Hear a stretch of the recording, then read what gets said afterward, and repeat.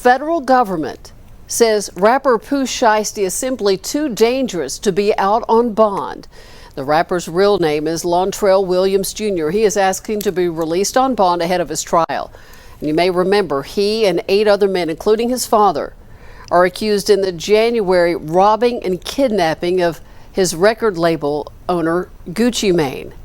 The other defendants, including Shiesty's father and rapper Big 30, they're already out on bond. But here's this new filing.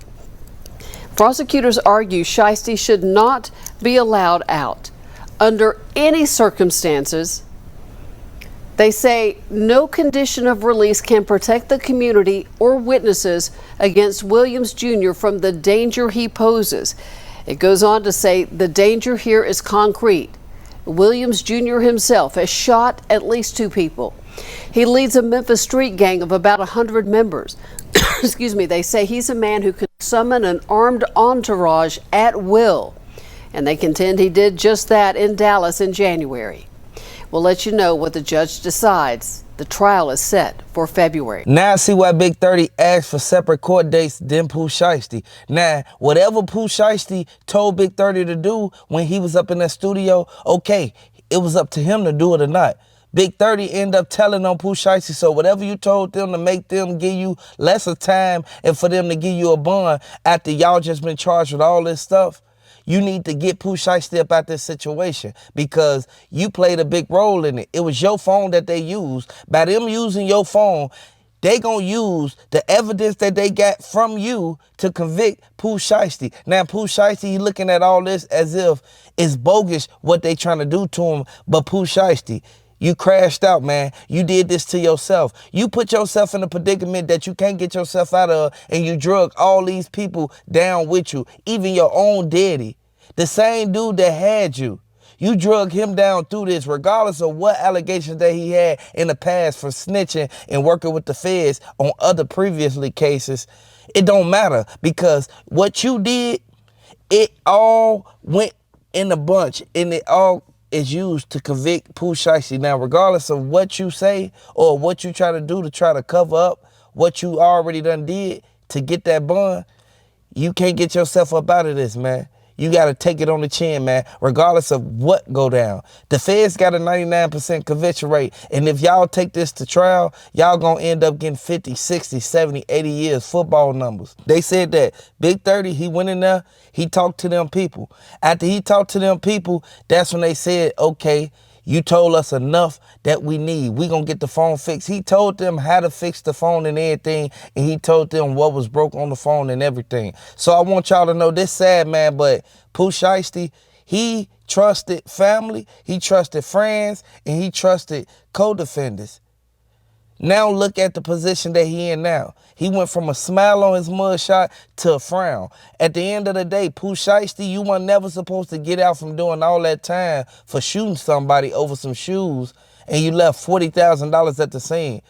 You were never supposed to get out and go crash out and do this. Like at the end of the day, regardless of how you look at it, you put yourself in this predicament and you brought all these people down with you. Now keep in mind, Big 30 didn't have a background, but in order for you to get a bond with the feds, people fighting stuff even worse than Pooh Shiesty and them. People fighting stuff lesser than them, lesser crimes, but they still in the feds, and they don't even got a bond.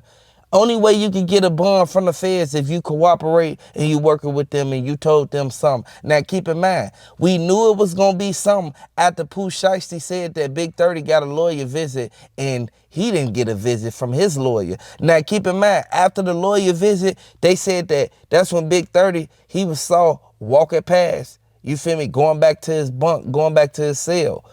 Next thing you know, that's when Pooh Shiesty, he got a kite. They told him that Big 30, he told them something because he came back to the deck happy.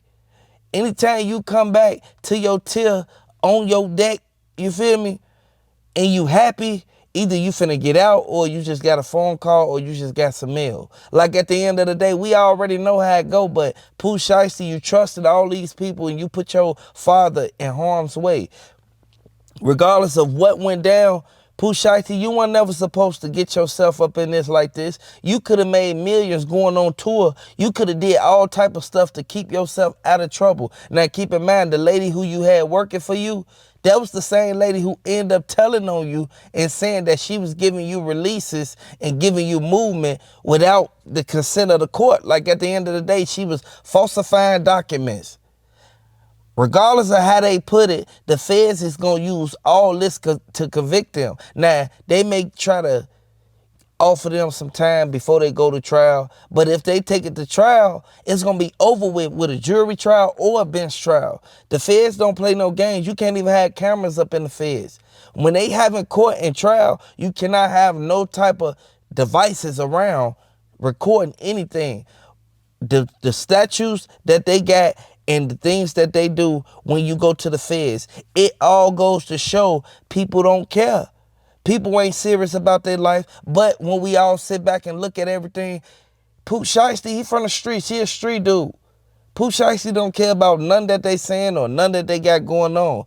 And the reason why he don't care is because Pooh Shiesty constantly keep doing stuff over and over again. He feel that he not gonna get away with it. He feel that he gonna get away with it regardless of how they try to convict him or do anything. You see what they just did to Dirt. By them doing that to Dirt, you know for a fact that they gonna try to cook you. Man, that's crazy. I want y'all to hit the like button if you're a fan of Pooh Shiesty. At the end of the day, Pooh Shiesty knew exactly what was going on, and he knew that they was going to eventually come for him. That's why he tried to hurry up and sign with Gotti. But by Gotti trying to bond him out, it goes to show Pooh Shiesty was giving false information on how to do the contract stuff, and he was still trying to go off of things that they used to do back in the 90s and the 80s, just like the Suge Knight little method or whatever. But Yo Gotti still trying to help him to this day. Glorilla still sending him money while he locked up. Now keep in mind, he was trying to get money up out of his bank account. He called his OG, and he called his sister them and told them to go withdraw some money and put them on his books so that he can be able to do what he got to do up in there. Pooh Shiesty, he in a messed up situation because you go from living like this to being in jail. Like at the end of the day, you cannot put yourself in this type of situation thinking that people are supposed to show sympathy. No, we gonna show sympathy to a certain extent because you crashed out. You put yourself in a predicament that you know you can't get yourself up out of. You know for a fact that these people want you locked up anyway. That's why Gucci Mane, his security is saying that you're a menace to society when you clearly ain't did nothing but got caught in a couple shootouts. It's people out here who do stuff worse than you. It's people out here who actually crashing out and not getting caught for it.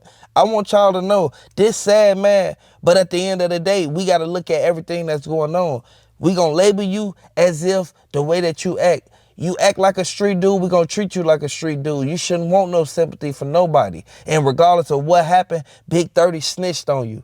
Big 30 told everything. That's how he was able to get a bond all of a sudden after they just denied his bond when the case first started. Now, by y'all going up in that studio and robbing Gucci Mane, with all them people around, the cameraman around, the person who actually sitting back protecting the cameraman and Gucci Mane and all their equipment and things like that, that's the main person who telling on y'all, and you can't expect nobody to keep it street or keep it G like you. Everybody ain't like you. Everybody ain't savage like you. Everybody ain't no crash out like you. But for you to go right there and you to act like these people are supposed to show some type of remorse or some type of sympathy, like you got to be out your mind. Like at the end of the day, Pooh Shiesty, you know what you did, and you kind of messed it up for the whole Chopper gang. Everybody who was in your circle, you messed it up for them, man. You know what you did, and you put yourself in a situation. Now your own homies got to turn on you. Big 30 told, I don't care what nobody's saying. A lot of people keep saying that Big 30, he only told them what they told. They weren't about to let him out. They was not about to let Big 30 out until they gave him options. Once they gave him options, that's when he told them information, and now he got a bond. Now he out. Now he ran to his family. Y'all saw him with the gray on. Y'all saw him trying to tell them exactly how he feel about being locked up. He didn't like it. He don't have a felony. He don't have a background. None of that. He don't like that, man. He don't like none that's going on. But for Big 30 to sit there and be all about this street life and all about gang, and then to switch up and tell on Pooh Shiesty, you ain't had to tell them directly. You told them indirectly, which is dry snitching. Like at the end of the day, regardless of what you say or what you try to do to try to cover up what you already have done up in that interrogation room when you had that lawyer visit, you can't change the time. You can't change none that's been said or did because they let you out, and that's a sign of guilt. That's a sign of you working with them people. If you from the streets, y'all already know what I'm talking about.